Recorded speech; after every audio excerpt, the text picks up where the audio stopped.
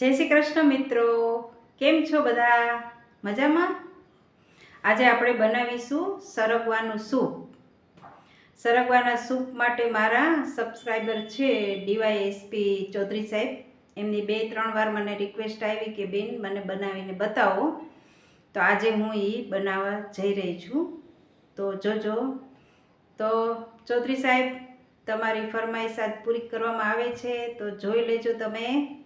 અને સરગવાનું સૂપ છે એ આપણા હેલ્થ માટે બહુ જ સારું છે. જે ડાયાબિટીસ છે, આપણી રોગ પ્રતિકારક શક્તિ પણ વધારે છે, વિટામિન સી મળે છે, આપણે હિમોગ્લોબિન પણ વધારે છે. તો સરગવાનું સૂપ છે એ આપણા શરીર માટે ખૂબ જ હેલ્ધી છે. અને જે લોકો ડાયટિંગ કરતા હોય છે એ લોકો પણ આ સૂપ પોતાના ડાયટની અંદર ઇન્વોલ્વ કરી શકે છે અને પોતે પણ હેલ્ધી રહી શકે છે. તો જોઈ શકો છો તમે, હું સૂપ બનાવી રહી છું. તો બન્યા રહેજો. સરગવાનું સૂપ બનાવવા માટે આપણે સૌપ્રથમ લઈ લઈશું 1 ગ્લાસ પાણી. પછી એની અંદર નાખી દઈશું આપણે સરગવાની સિંગ. પછી એની અંદર નાખી દઈશું, આમ તો ખાલી સરગવાની સિંગનું બનાવવું હોય તોય પણ બનાવી શકાય, પણ આપણે થોડો એને ટેસ્ટ વાઇઝ સારો બનાવવા માટે આપણે 2-3 કળી લસણની અને અડધી ડુંગળી આપણે એની અંદર નાખી દઈશું. પછી નાખશું અંદર મીઠું અને હળદર, અને હવે આપણે એને બાફી લઈશું. 4-5 સીટી વગાડી લેવાની, એટલે એકદમ સરગવો બફાઈ જાય. પછી તમે આગળ જોઈ શકો છો. મિત્રો, આપણી સિંગ એકદમ હવે બફાઈ ગઈ છે.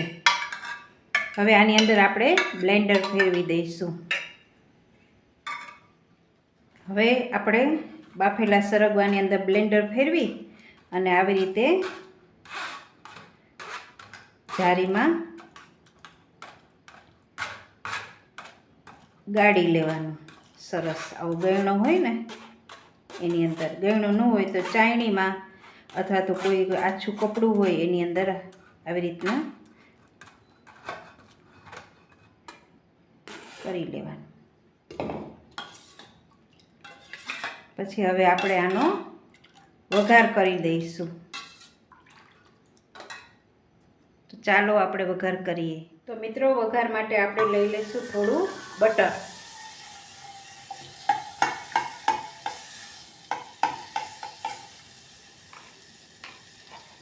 બટર ગરમ થાય એટલે આપણે એની અંદર નાખી દઈશું મરી પાવડર. પછી નાખી દઈશું જીરું.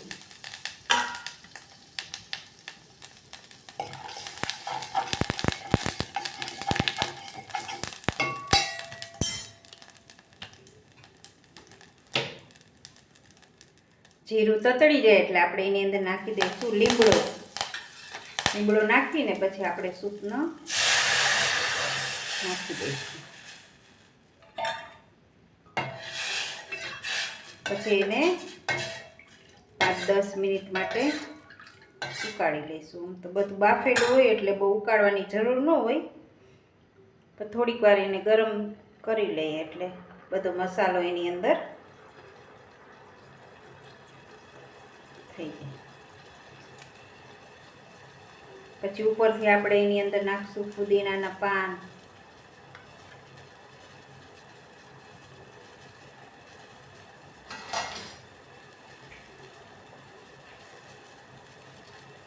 પછી નાખશું લીલા ધાણા.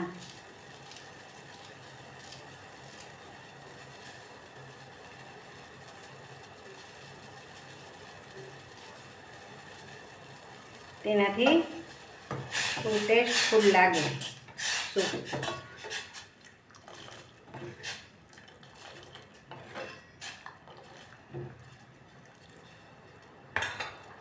પછી સરગવો આપણે બાફીએ ને ત્યારે એની હારે આપણે દૂધીનો કટકો છે, ગાજરનો કટકો છે, એવું થોડું થોડું બધું મિક્સ કરીને પણ આપણે એને બાફીને બનાવી શકાય.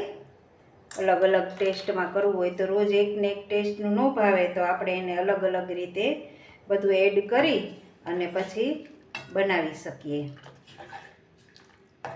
થોડું ગરમ થઈ જાય એટલે આપણે એની અંદર નાખી દઈશું લીંબુ,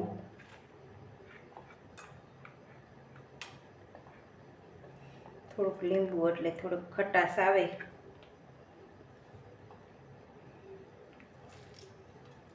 અને લીંબુ કોઈ ન ખાતા હોય તો જ્યારે સરગવું આપણે બાફતા હોય ત્યારે એની અંદર આપણે ટમેટું નાખી દેવાનું, એટલે થોડુંક ટેસ્ટી બને તો મજા આવે.